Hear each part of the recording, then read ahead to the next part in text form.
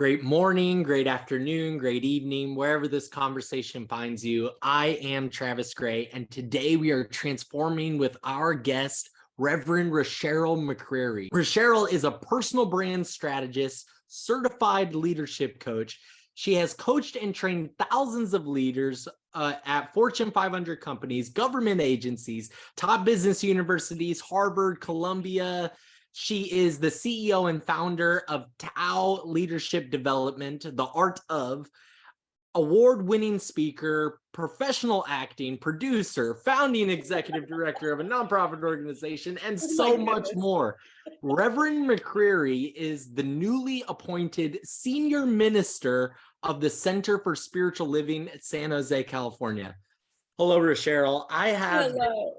I have been so excited for this conversation to document and archive this step on your journey. I think that this is just an incredible story that does not often get told. The story of the becoming of a minister, the story of the becoming of this of a spiritual leader in an organization that is leading the edge of new thought.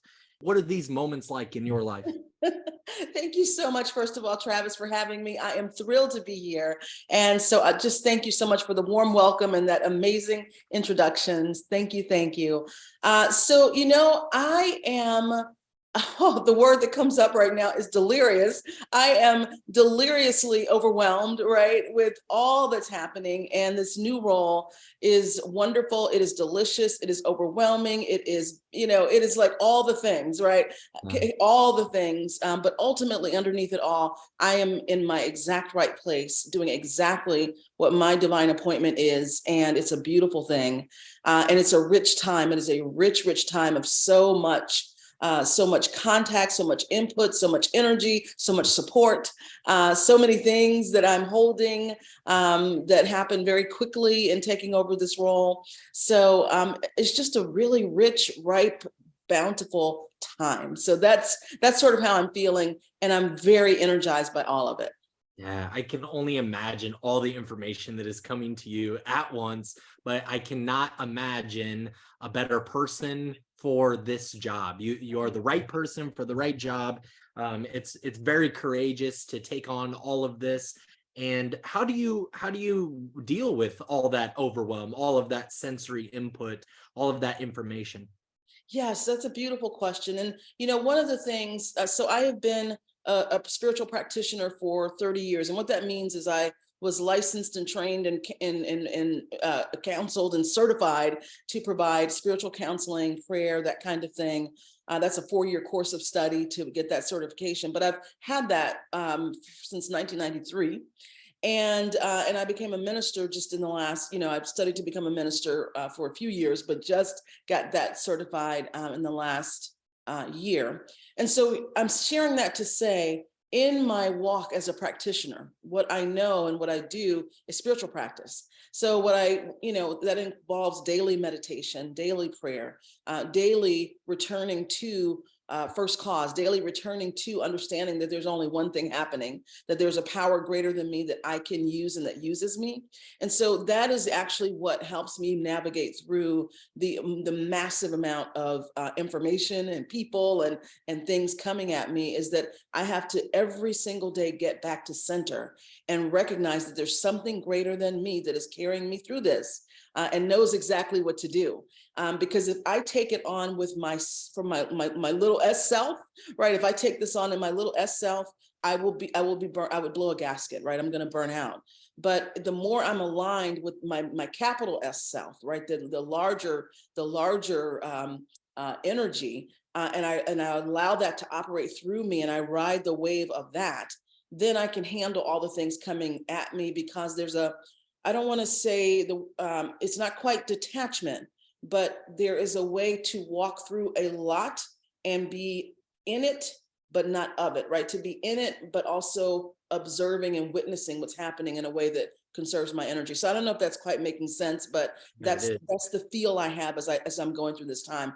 But it really is important. I have to get back to spiritual practice, really get recalibrated several times a day to not be taking this on myself, if that if that Yeah. is making It sense. totally makes sense. That I love the distinction between the lower S self and the big S self. The Mhm. lower S self, you alone trying to deal with all of this coming at you at once, as opposed to capital S self, you and your relationship to that mind that is greater Right. than all things, you and the inclusion of that interpersonal relationship to everything that is Mhm. being held inside of everything. Yes.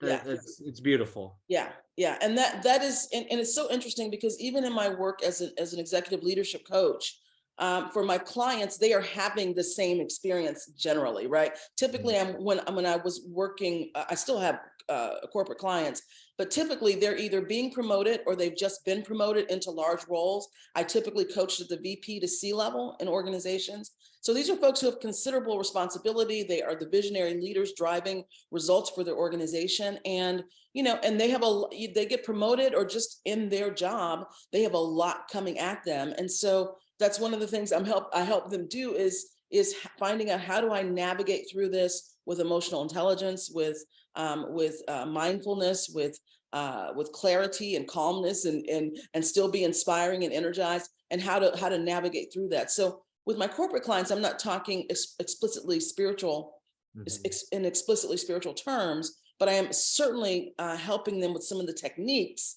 of being able to get yourself recalibrated, get off the dance floor, take a deep breath, get connected to something larger, and then enter back into the fray, right? So it's sort of the same.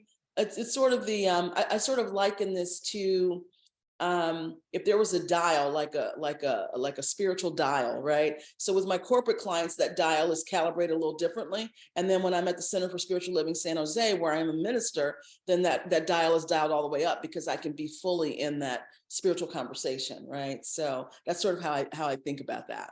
Yeah, and I think a lot of people don't know that as a senior minister, as the Reverend Rasheryl McCreary, you're also the CEO of this spiritual organization, leading the front helm of this organization. So you having this experience already with helping and holding and facilitating and coaching and teaching leaders in these big organizations at high levels makes you, like I said before, the right person for the right job. It's really amazing. Yeah, it feels to me, Travis, and I've said this before, at the center, as I look back, through the experiences of my life, like you talked about my bio a little bit in that intro, and every single career that I've had has prepared me for being at Center for Spiritual Living San Jose, right? So the coaching work, obviously, the most recent thing I've been doing is the coaching and the leadership development for many years, and that has prepared me. That has made me a better leader of my own company and my own teams. And now at Center for Spiritual Living San Jose, I bring that in, and that helps me be a better leader there, right? And in the role there, and then training leaders through there, right? Really helping train and coach up leaders through that organization as well. But even when I look back, Travis, I was an equity actor, I was a theater actor for a part of my career right out of college. That certainly helps me stand on the stage and speak. It helped me as an executive coach. I was often asked by my corporate clients to speak at internal conferences or leadership conferences within organizations. All of these things helped. I founded a nonprofit right out of college. So here I am now leading a nonprofit organization. So they're just, when I look back, and I've said this before, like, God does not waste anything. There's nothing in your life that's wasted. Every bit of life you've lived, it contributes to your own your own divine calling, right? Every single bit of yourself is made and shaped and experienced and ready and skilled in a certain way so that you can do what's yours to do in this world. And I'm seeing that, right now, going, oh my gosh, like, oh my gosh, that thing I learned, 25 years ago, that really got on my nerves. And I'm like, why am I stuck doing this? I need it right now. Like, I can use it right now. So it's a Yeah. beautiful thing. a statement of being for myself is allow everything that you are to manifest and bless this earth, and to allow all of yourself, none of it to be wasted. Your relationships, your obstacles, everything that is ever in your sphere of experience is all for the position that you're in right now. It's for this time period that you're in, this endeavor that you're involved in. In 1993, you became a licensed practitioner under the tutelage of Michael Beckwith. I had the opportunity to meet Michael Beckwith in person, and he signed his book, Spiritual Liberation. He was a beautiful man. He had this interesting. He pointed out that he felt like like there was a familiarity. And I thought that was really cool. And so I think of him as a transpersonal psychologist. How familiar are you with transpersonal psychology? I don't know that I am. So tell me more about it. Tell me more about who some of the leading thinkers are in that field. Transpersonal psychology is the study and cultivation of whole human transformation. It is an academic study of new thought, I would say. And Abraham Maslow is one of the founders of it.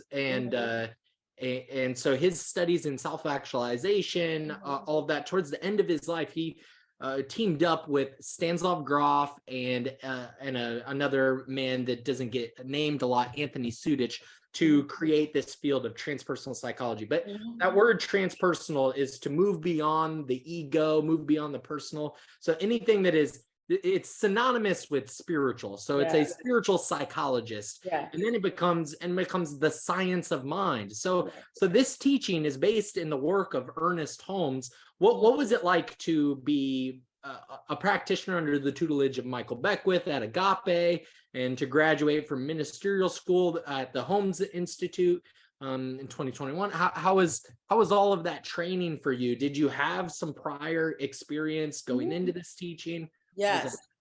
Yeah, absolutely. So beautiful questions. And I love Reverend Michael. But yeah, so here's the thing. I actually grew up in science of mind, right? So my parents, my family's originally from the South. My parents divorced. I grew up in Ohio. I didn't grow up in the South. I grew up in Ohio, and my mom was I lived with my mom, and I was closest to her. And she was very adamant and wanting me to have the most opportunities, the most exposure, the most sense of personal agency possible. And so she was interested in new thought before we even actually knew what that was. So more in the realms of like positive thinking, right? Positive thinking, Norman Vincent Peale, like that kind of stuff that she had gotten from her parents. But we found religious science when I was a kid, and started going to church there and learning literally how to change your thinking, change your life, and how that works. So I sort of grew up with that, in this teaching. And so when I found Agape, I was in college, and I actually was at another center where my teacher at that time ended up being the assistant minister at Center for Spiritual Living, San Jose. It's sort of a long, crazy story of all these connections. But in any event, that minister, Reverend Mark Vieira, kept telling me about his teacher in ministerial school, Michael Beckwith. And he's like, you need to check out Michael, And so I went at that time. Agape was in a hotel, the Sheraton Miramar, right on the ocean in Santa Monica. And I went there, and they were renting conference rooms and stuff. And I walked in, and even though I grew up in this teaching, I had never seen a lot of people of color. Like the churches I belonged to, my family was pretty much the only people of color. So it was very homogenous, but it was fine. It was welcoming, but it was just, very, very sort of homogenous. And when I walked into this first Agape session, Michael's a man of color. Ricky, who later became his wife, was had the choir going. And even though it was New Thought music, it had a little gospel-y feel to it. And everybody was there. Like it was the United Nations, like everybody was in that room. And I walked in, and just listening to Michael, who is just a mystic, right? He is like on fire. And I sat there and I was like, I am at home. Like I knew instantly. And I left school, I left college, took a leave of absence from college because I was like, I gotta be here. I gotta be at Agape. So I started going there. I started practitioner training again because I'd already started it, but I started it again so I could study with Michael. And at the time, Nirvana Gale, who was his closest friend and associate, was, God bless his soul. So I knew like being close to them and being able to study with them was going to be like, that just would not be something I would, that window wouldn't be open all the time.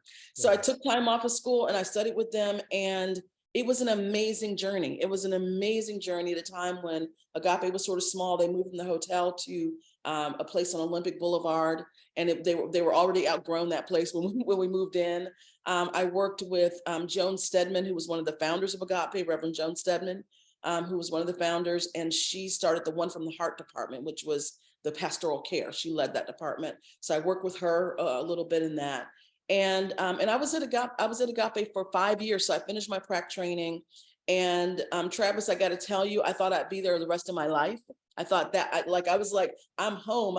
I mean, every single day there was something, right? There was like, it was my first experience of church as a center, as the center, truly a center, right? Because I remember my grandparents visited once, my mom's parents, and my grandmother's like, my grandparents went to church. They were church people. And my grandmother's like, you all are at church every day. Because my mom and I went through prac training together and we were like very active there. My grandmother's like, you all are in church every single day, because it literally was the center. Like we went there for classes and for choir rehearsals and for all kinds of personal development things and social events. It was literally a center, and I've never felt that. I feel like Center for Spiritual Living San Jose probably was that pre-pandemic for people, but I've never felt that at another place where like this place is really the center of. It is a center, right? So that was what was really compelling about that time, and also it was very, it was multicultural. Trans-denominational. We have rabbis in the community. We have imams in the community. Like it was all. Just everybody was part of that community. So it was like a really incredible experience of the beloved community, right? And of really how church can be a center that feeds on so many levels, right? And you had folks there because of the location in Los Angeles. You had folks there who were, struggling with housing to all the way to celebrities that you recognize very well, right? I mean, it was just like this wide range of people. So it was an extraordinary experience. And I thought I'd be there my whole life. I thought this was it. And I went to a retreat in Bali, a silent meditation retreat that Joan Stedman hosted in Bali. And when we were coming back from that retreat, and I was on the flight circling, you couldn't land in LAX. We had to wait to land, and we kept circling. And I heard this voice say to me, I'm pulling you out of the rat race. And I was like, what does this mean? And I heard, I'm pulling you out of the rat race. And I was like, say what? Because I knew it meant I was leaving LA. I was leaving Agape. And I was like, what?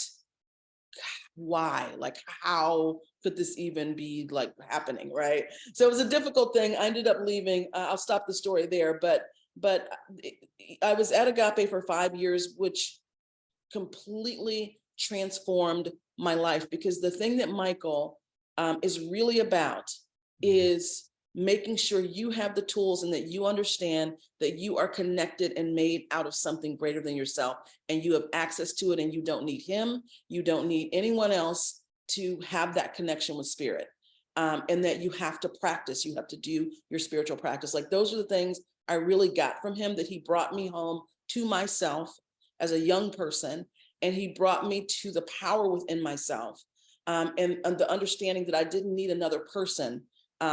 Certainly I need teachers, I need guides, mentors, those things, but I don't need another person to do that. That is work only I can do, develop my relationship with the divine. So that's like the big thing I've always walked away from with Michael at that time, and he would say, I don't want you to follow me. It's not about following me. It's about I'm teaching you what this is and how to do this yourself.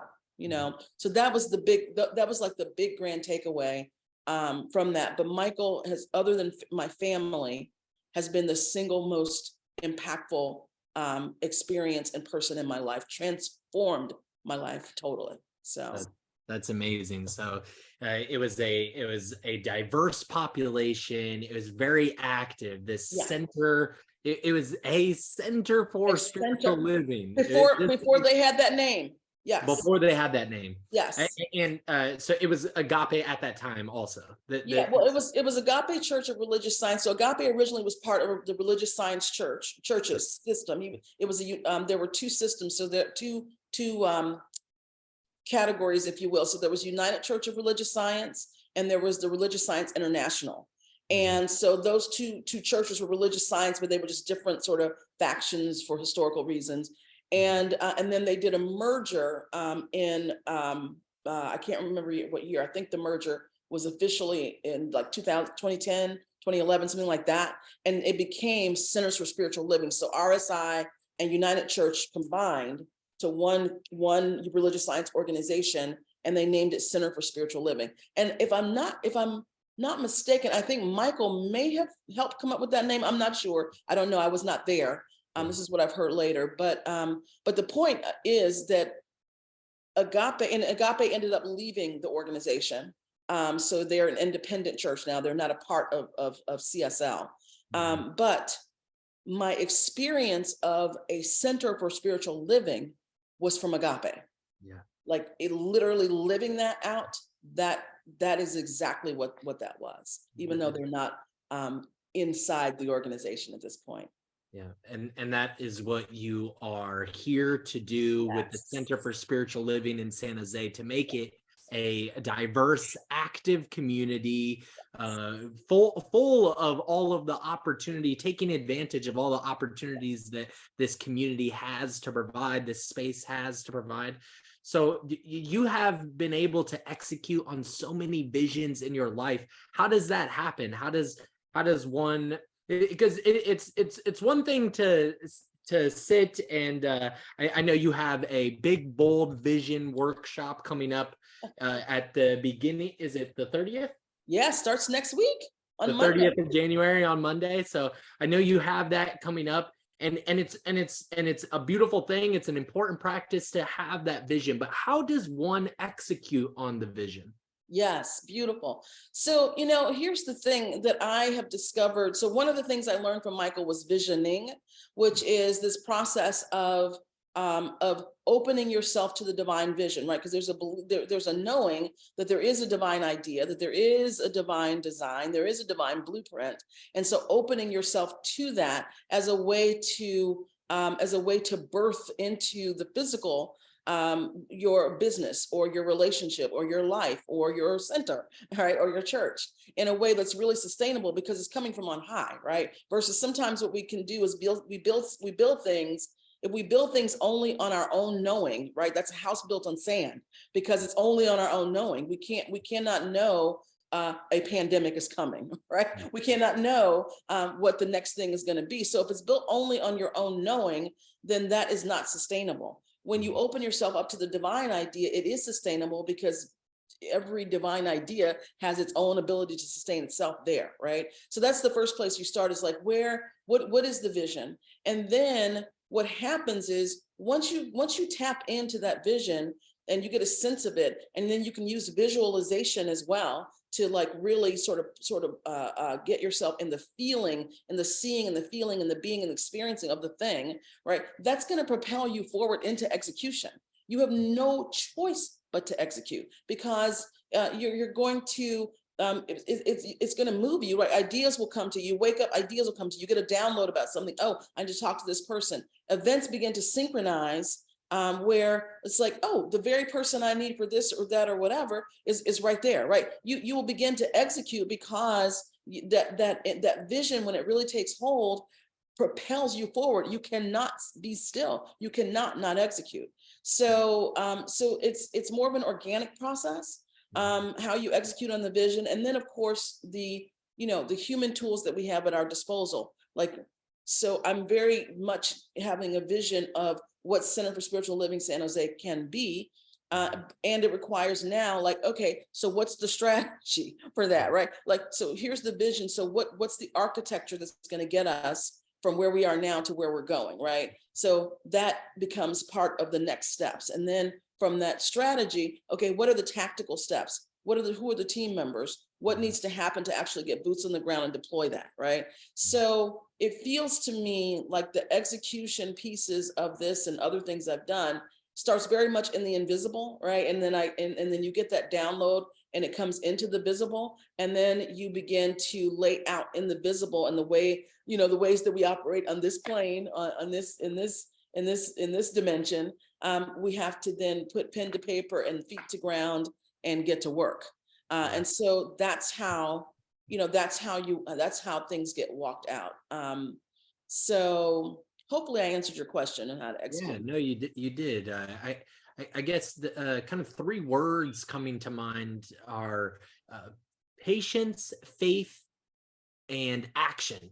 Patience, faith, and action. You can't be so impatient that you are believing that your house that is built on sand, you're believing that you can do it all by yourself, and you know exactly how the future is going to unfold. You can't be so impatient that you believe that you can predict the future. Yes. But having faith in the vision that you've conceived for yourself, having faith in the relationship of everything is working in your favor. Yes. Everything is operating in your favor. Yes. And act on that, act on the vision, act on the faith, act on knowing that interrelationship is there and available to you always. Yes. Yes.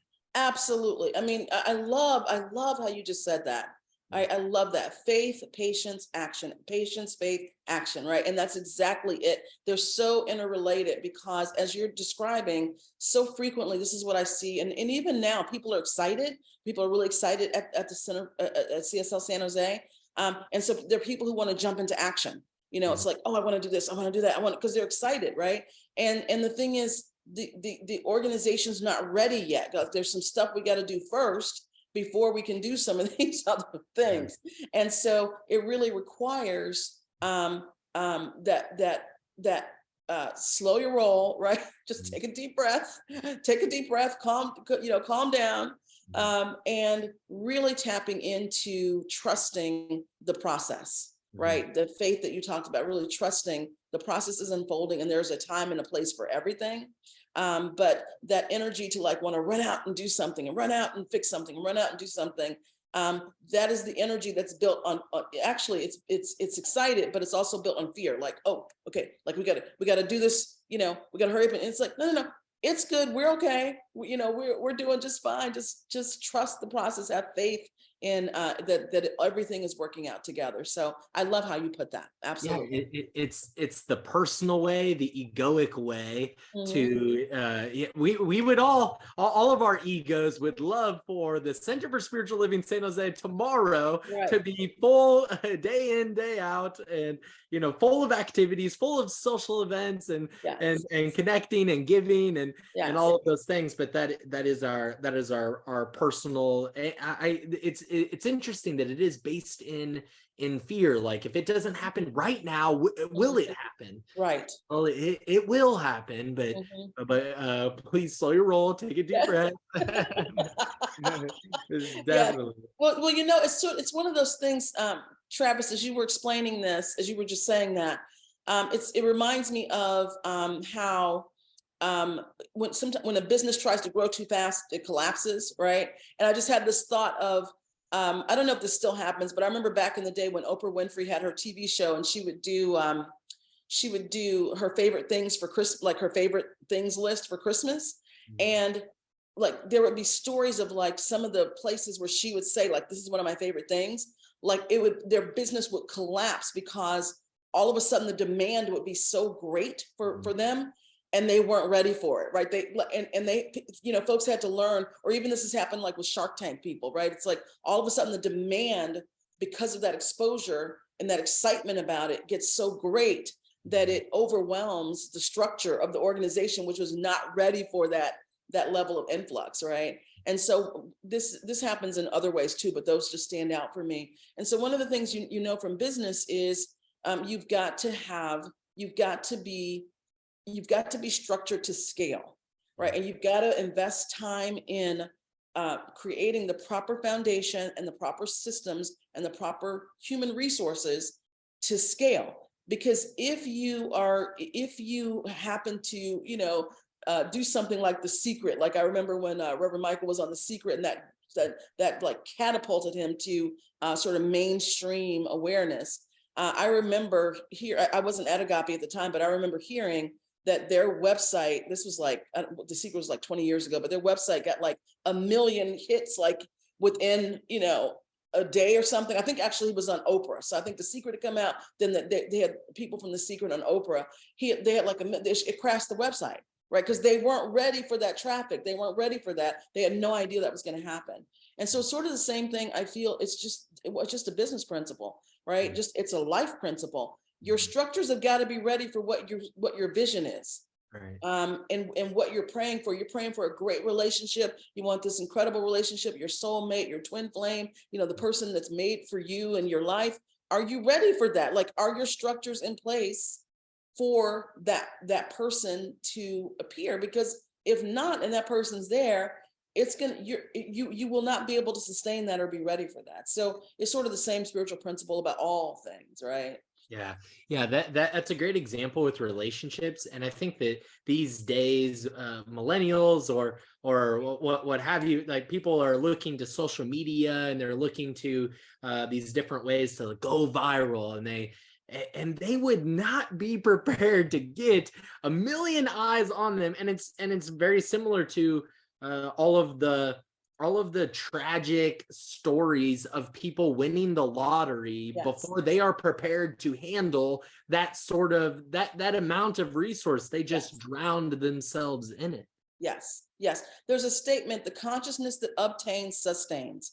And what that means is the level of consciousness that you obtain something, right? So if you're obtaining something from that egoic consciousness or from the fear consciousness that looks like, trying to get a lot of stuff done, but it's a fear consciousness, then that's what sustains it, right? Like you've attracted something in fear. And so now that's the only way to sustain that structure is through that same consciousness, right?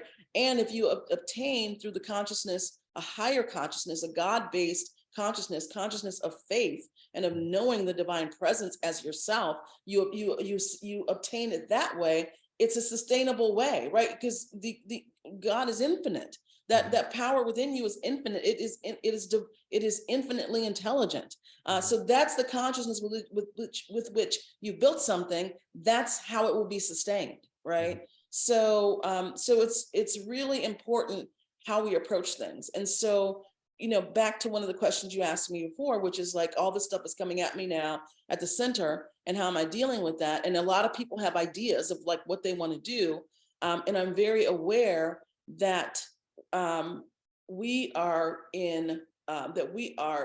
possibility based. We are abundance based, right? Not fear based. So we don't have to move out of fear. And it's interesting. I received a communication from someone who wants to do something at the center, and they're like, well, if you're not ready, then I'm going to do XYZ over here or whatever. And so I don't think they meant that as a threat, but I think there was a little energy around like, I'm going to take my toys elsewhere. And the thing is that it's like I can't make decisions as a leader. I can't make decisions based on fear something may go somewhere else, right?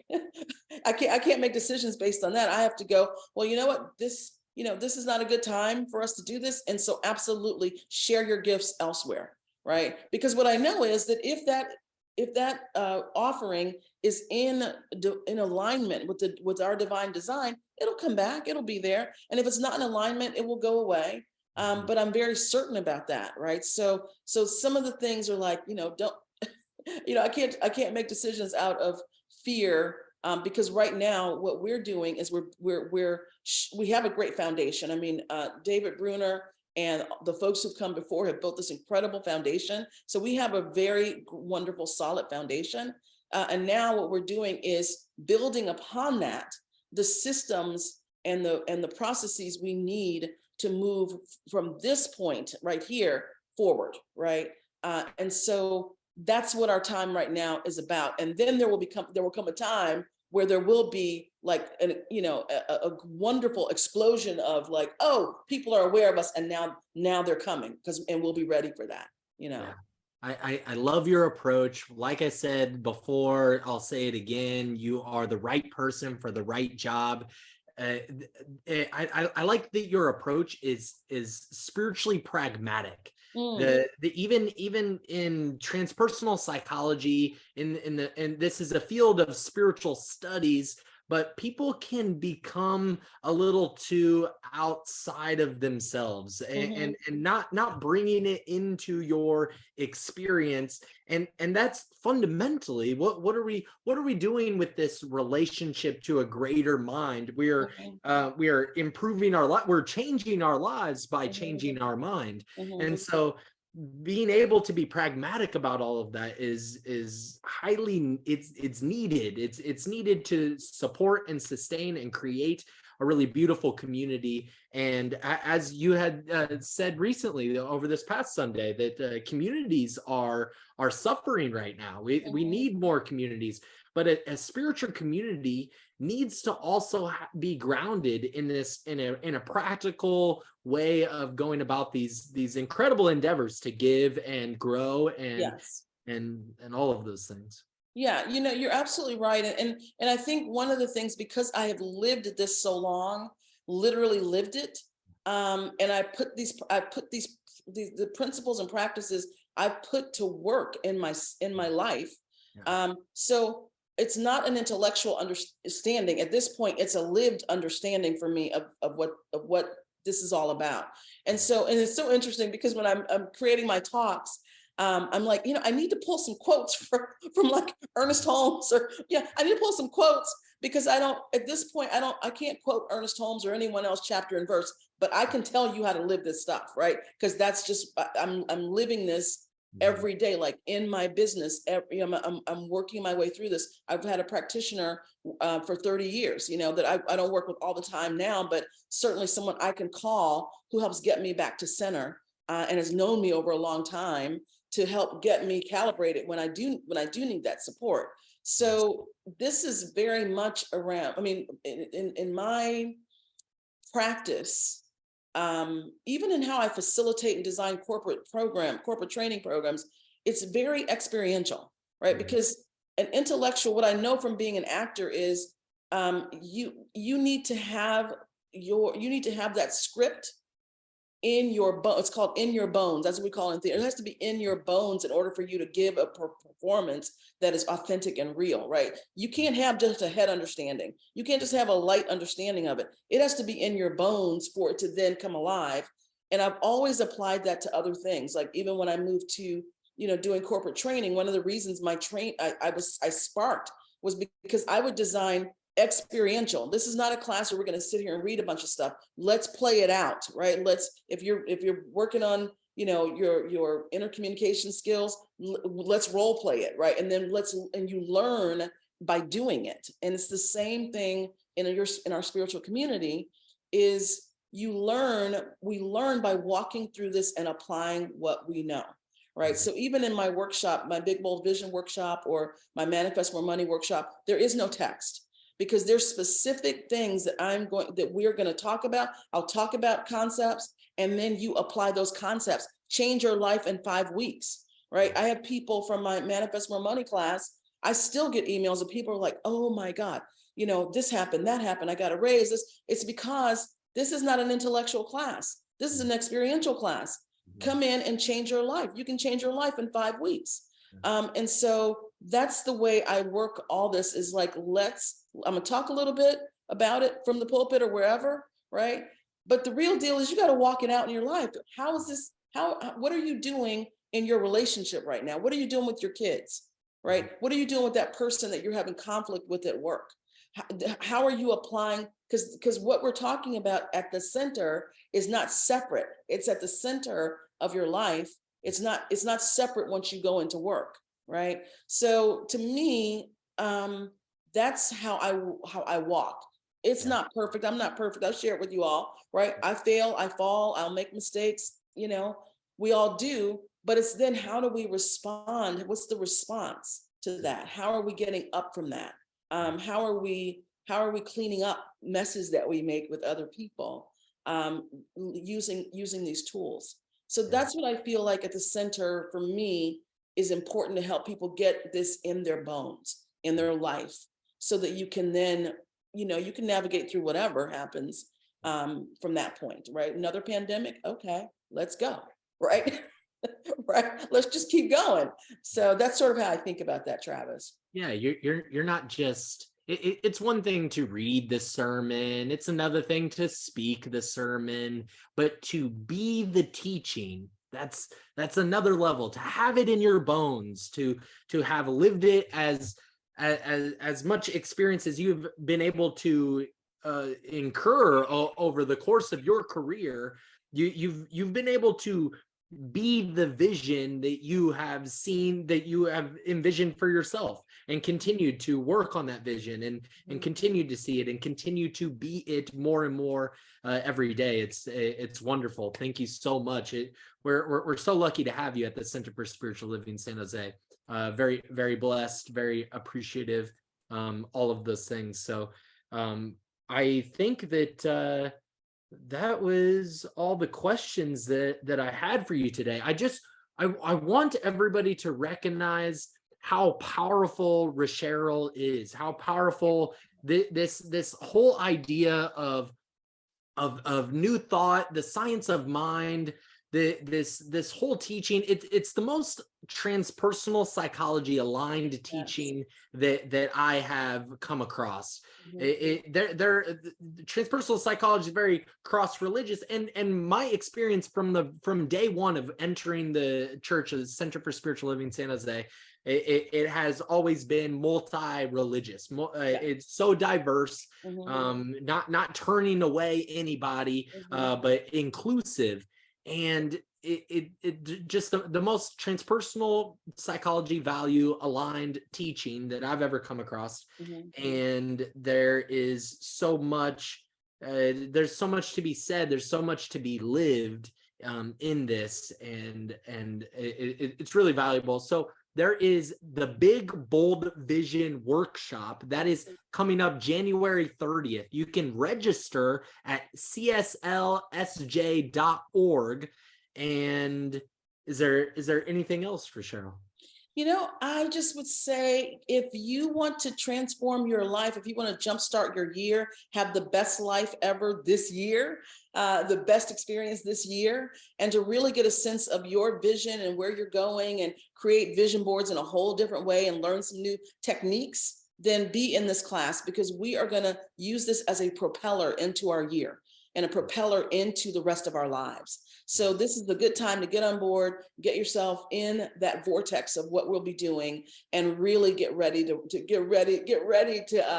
move forward in your life in a big, big, big way. So that is coming up. And I also invite folks who are listening to drop by the center, right? You can catch us on Facebook. And you can come by the center and come in on Sunday mornings for our meditation and our celebration service. Starts at 10 o'clock. Meditation at 10:30 is the celebration service. So I invite folks to just come in, get a taste, get a feel. The music is incredible, and I love being there and have a great time. I think Travis, you probably see that. I have a really good time being there with everyone and speaking. And Travis, I just want to say to you how much I appreciate you, and how lucky I am to be at the center and to be in this community. I've been so welcomed. I have been supported in every possible way. And I remember meeting you when I came in to interview back in August, and how warm you were. I remember you coming up to me, and just, you were so encouraging and so warm and so supportive, and you've always been. And I really appreciate that about you. And I want the highest and best for you always.